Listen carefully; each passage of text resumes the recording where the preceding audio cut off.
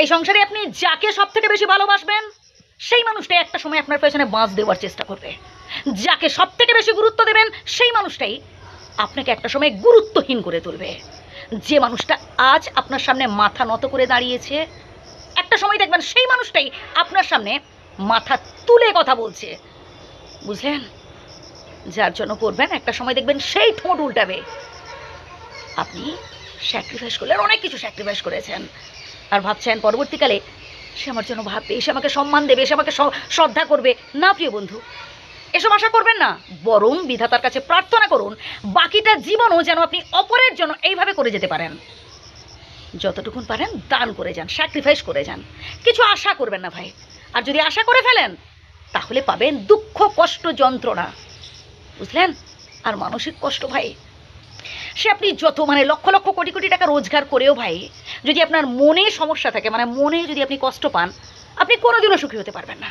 তাই প্রথম থেকেই জেনে রাখুন, আপনি যার জন্য কিছু করছেন একদম নিঃস্বার্থভাবে করছেন, কোনো কিছু পাওয়ার জন্য নয়। না শ্রদ্ধা, না সম্মান, না সে জনে জনে সবার কাছে প্রশংসা করুক আপনার হয়ে, দরকার নেই।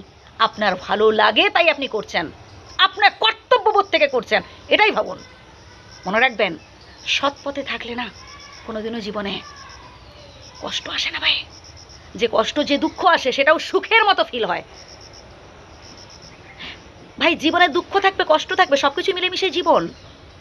সুখের সাথে দুঃখটাকেও বরণ করতে হয়, দুঃখটাও খুশি মনে মেনে নেওয়ার চেষ্টা করুন।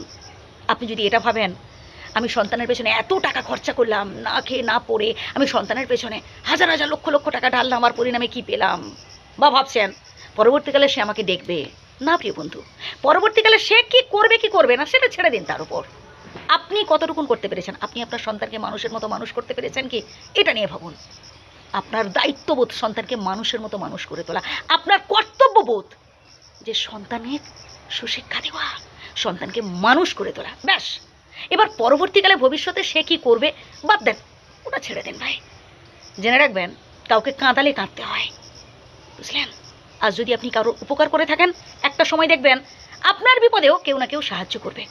এ আশা রাখুন বিধাতার উপর, নিজের কর্মের উপর বিশ্বাস করুন, নিজের কর্মের উপর ভরসা রাখুন। ওই মানুষকে না অতিরিক্ত আশা করে ফেলবেন না, অতিরিক্ত ভরসা করে ফেলবেন না। আমরা অনেকেই ভাবি এই বাড়ি, এই গাড়ি, এসব আমার সন্তান সন্ততি ভোগ করবে, সব আমার। সন্তান সন্ততিকে সুশিক্ষা দিতে হবে আমাদের, শুধু বসে বসে পেয়ে যাওয়া নয়। নিজের থেকে সে কতটুকুন কি করতে পারছে এটাও তাকে অবশ্যই ইন্সপায়ার করতে হবে, যে তুমি নিজের থেকে চেষ্টা করো। যে কথাগুলো বললাম প্রিয় বন্ধু, আবারও প্রথম থেকে শুনুন, আশা করি উপকৃত হবেন, ভালো থাকবেন, সুস্থ থাকবেন। আর হ্যাঁ, যে কথাগুলো বললাম আবারও প্রথম থেকে শুনবেন।